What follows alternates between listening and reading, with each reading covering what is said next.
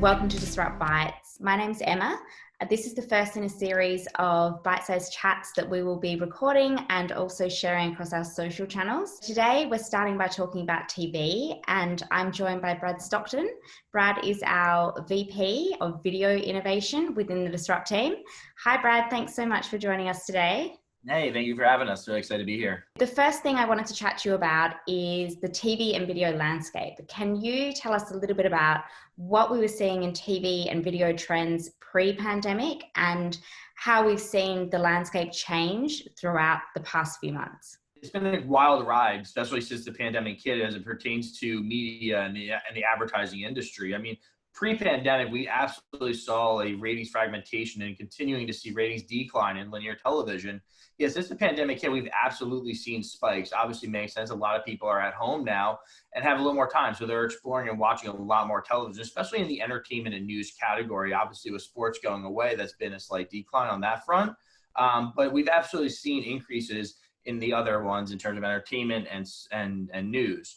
On that front, we've also seen pre-pandemic connected TV, which was already on the rise. It was growing quarter over quarter and month over month. And since the pandemic hit, we've actually seen that increase over 30+% in viewership hours month over month since March, April, and May. It's been an unbelievable increase. And the truth of the matter is people are running out of content to watch on television and they're looking for new discovery. It's been a crazy ride when it comes to viewership and the viewership habits changing that we've seen over the last 3+ months. We've seen a really great example from Lively, which is a women's direct-to-consumer lingerie brand. So they saw an opportunity to come into the TV space when there were lowered ad costs and increased inventory. What is the current opportunity for direct-to-consumer brands across the TV and video marketplace? It's a really great point, and you really got to tip your hat to Lively to taking that step and that leap forward and jumping in given this time period. I mean, there is an increase in viewership and ratings. And yes, a lot of our blue chip advertisers,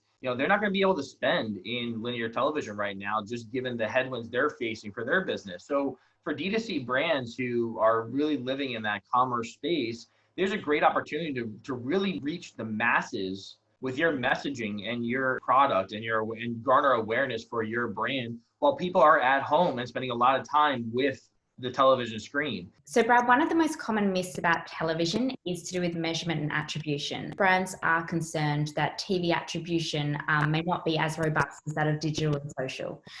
So can you tell us a little bit more about measurement in TV?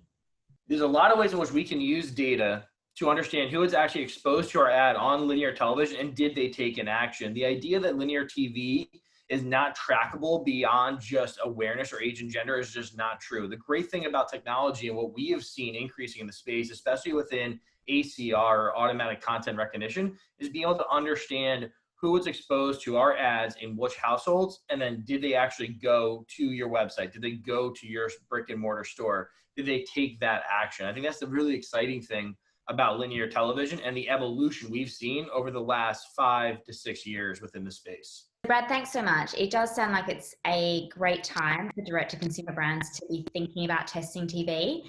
If you were to give those brands a couple of tips on where to start and what to do next, what would they be?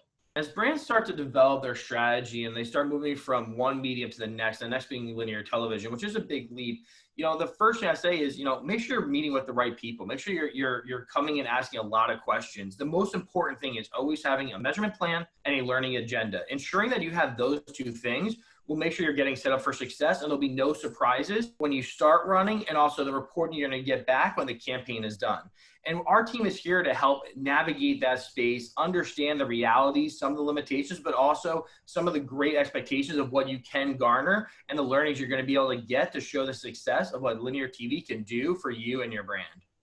Thanks so much, Brad. It's been awesome having you as our first guest on Disrupt Bites. Thank you so much for having me. Really excited to be here and looking forward to working with many more D2C brands.